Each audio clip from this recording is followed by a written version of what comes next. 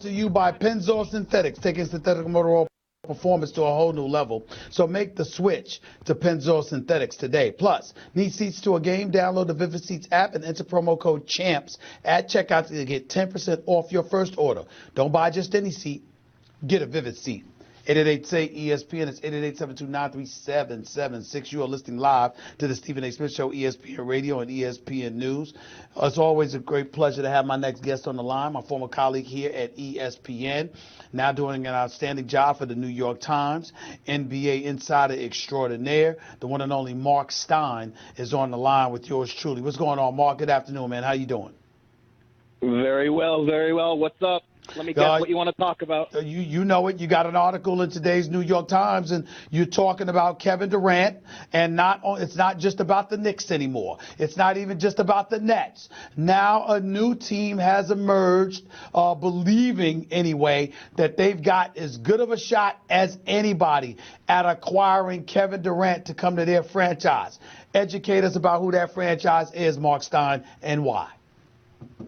I think you said it well. The Clippers certainly believe that they are going to be a factor in the Kevin Durant running. And, more and more over the last month, and I want to preface this by saying these things are not from Kevin Durant. They're not from Rick Kleiman. They're not from his camp. They are things I'm passing on and relating from what I consider to be sources, insiders, observers who are close enough to this thing to pass on what I consider to be few. And, I've heard from multiple here as these playoffs have worn on that do not sleep on the Clippers.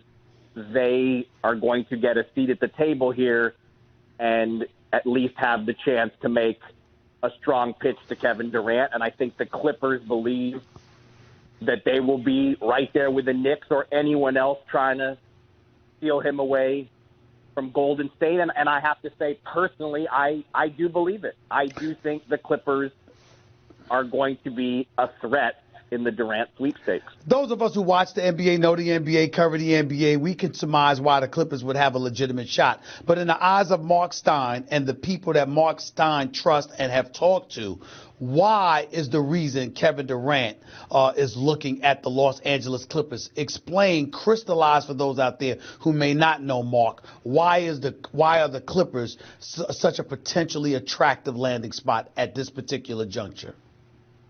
They're a franchise on the rise. I don't think there's any question. They certainly turn heads with how well they played Golden State in the first round with no stars. Obviously, the Clippers are loading up for this summer, and I totally understand the skepticism because, there's still a part of me that feels it too. My very first beat in this league was covering the Clippers. It was 25 years ago. It was a long time ago. It was a different league, and they were a different franchise. But look, until they get it done with free agents, there will be a skepticism, no matter how much people rave about Steve Ballmer, no matter what the impact Jerry West has had on that front office. Doc Rivers is a championship coach. You can say all those things. Until the Clippers actually get free agents, people are going to be skeptical. And I've kind of maintained this thinking that, they want two. You'll let them get one first. Get one elite free agent before throwing your parade. But this is a very ambitious franchise under Ballmer, and I think they're going for Kawhi and KD. They're going for both. Are they going to have the space to get both? They would have to make some moves to have enough to get two max guys. They're not there yet, but they have so many attractive pieces and a well-managed financial situation that if they are so lucky that they need two slots, they will find a way. I would say. Do you believe that the Clippers are confident they've got a shot at KD because the Clippers know what they're building, or because their sources tell them, by virtue of them recruiting Kawhi Leonard and clearly being confident about him for months, that the idea of pairing Kawhi on this squad with a Doc Rivers as the coach, with a Lawrence Frank as your president of basketball operations, or VP rather, with Jerry West as being the right hand of Steve Ballmer, they've got some insight into, those players, considering them above anybody else? Which one is it? I really think it's just that they're just going to be as ambitious as anybody out there. They are going to aim for the best possible targets, and they're not going to listen to guys like you and me who might say, you're the Clippers, you don't have a chance. I mean, this free agency has always been a domain that Jerry West has been fantastic in.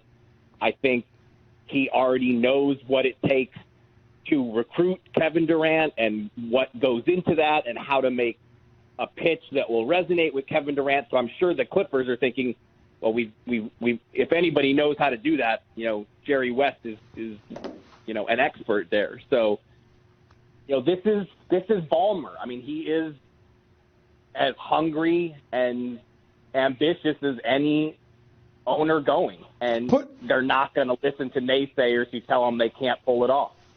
Marc Stein, NBA writer for the New York Times, right here with Stephen A., ESPN Radio, ESPN News. Put into perspective about how worried should the Knicks and Knicks fans be in light of these latest developments, according to yourself? Look, I think anyone who is any rival team that is building a summer plan around, we're trying to get this free agent, until they sign, you have to worry. I mean, so many things can change, and we still have 40 days to go before free agency.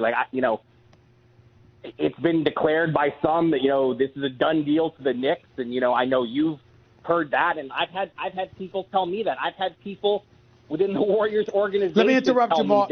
Let me interrupt you, Mark. I said 95%, and the exact thing that I said was it's 95%. I was told not to go to 100% because this is KD that we're talking about here, who could wake up the next morning and change his mind. That's the kind of temperamental dude that he is. That was a quote that I had heard. Are you hearing the same things? I mean, I'm not nearly confident enough to go 95% with any outcome, but I will agree with you in that, like I said, I've had people within the Warriors walls tell me they believe he's going to the Knicks. That was much earlier in the season, but I did hear that.